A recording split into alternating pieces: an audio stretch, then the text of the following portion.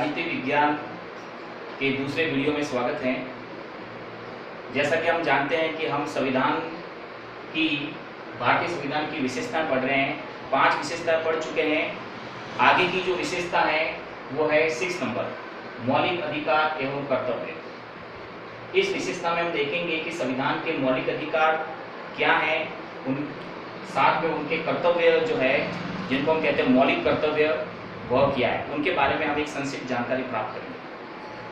सबसे पहले है कि भाग 3, संविधान के भाग 3 में अनुच्छेद 12 से 35 तक मूल अधिकारों का वर्णन है। अनुच्छेद 12 से 35 ध्यान रखना, इसमें मूल अधिकारों का वर्णन किया गया है। कौन से मूल अधिकार, यानी कुल मिला के 7 मूल अधिकार है। मूल अधिकार यानी मौलिक अधिकार। पहला है समता यानी समानता का मौलिक अधिकार, स्वतंत्रता का मौलिक अधिकार, शोषण के विरुद्ध मौलिक अधिकार, धार्मिक स्वतंत्रता का मौलिक अधिकार, संस्कृति व शिक्षा संबंधी मौलिक अधिकार, संवैधानिक उपचारों का मौलिक अधिकार। इस प्रकार से 1, 2, 3, 4, 5 और 6 मौलिक अधिकार है।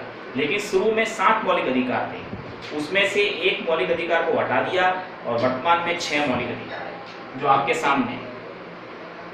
जो मौलिक अधिकार हटा दिया है वो 7वां मौलिक अधिकार था, संपत्ति का अधिकार। यानी कोई भी व्यक्ति आवश्यकता से ज्यादा संपत्ति एकत्रित नहीं कर सकता, इसलिए इस मौलिक अधिकार को हटाकर इसे सामान्य अधिकार बना दिया। 44वें संविधान संशोधन के द्वारा इसे मौलिक अधिकारों की सूची से हटाकर सामान्य अधिकार बना दिया गया है, इसको संपत्ति के अधिकार। इसलिए पहले 7 थे, अब कितने हो गए, यानी टोटल 6 मौलिक अधिकार है। ठीक है ना, तो पहले कुल 7 थे, तो अभी कितने हो गए हैं, 6 मौलिक अधिकार। 7वां संपत्ति के अधिकार को हटा दिया गया है।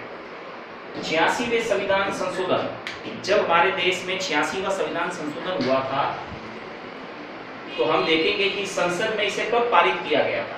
86वें संविधान संशोधन के तहत संसद में पारित हुआ जुलाई 2009 में, और लागू पूरे देश में लागू कब हुआ, 1 अप्रैल 2010 को, जिसमें शिक्षा को, ध्यान से सुनेंगे, शिक्षा को मौलिक अधिकार के रूप में संविधान में शामिल किया गया। यानी संविधान के अंदर शिक्षा को मौलिक अधिकार बना दिया गया, यानी सभी बालकों को शिक्षा का पूरा अधिकार है। इसको लेकर एक कानून बनाया गया जो हम देखेंगे कि जुलाई 2009 में पारित हुआ और लागू कब हुआ, 1 अप्रैल 2010 को।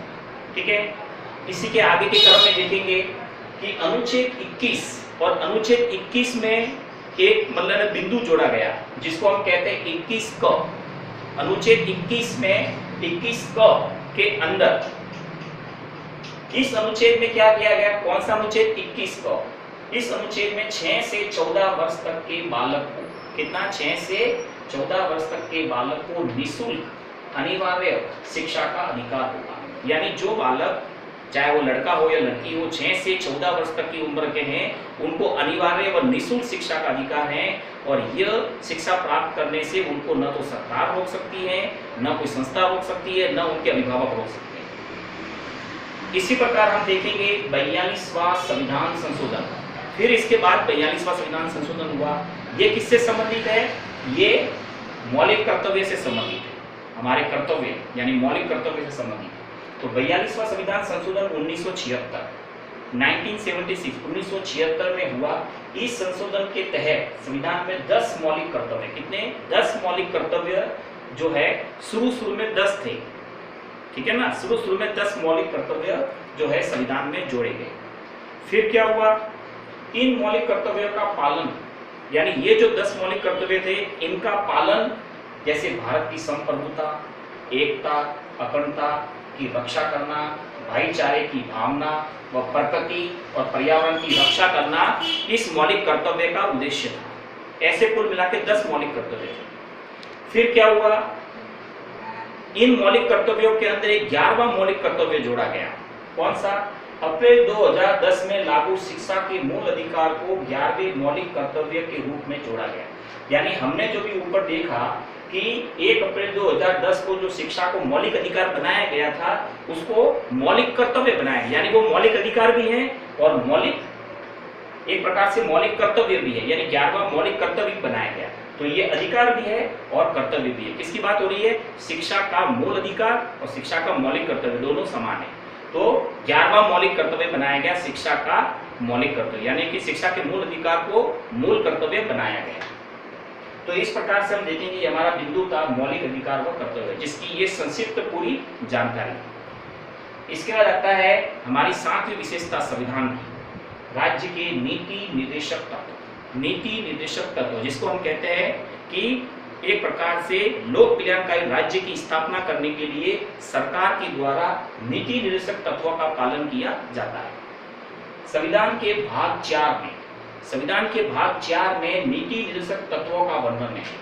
भाग 4 में नीति निर्देशक तत्वों का वर्णन है, जो कहां से लिए गए? आयरलैंड से, यानी आयरलैंड देश के संविधान से नीति निर्देशक तत्वों को लिया गया है और संविधान के भाग 4 में इसका वर्णन है।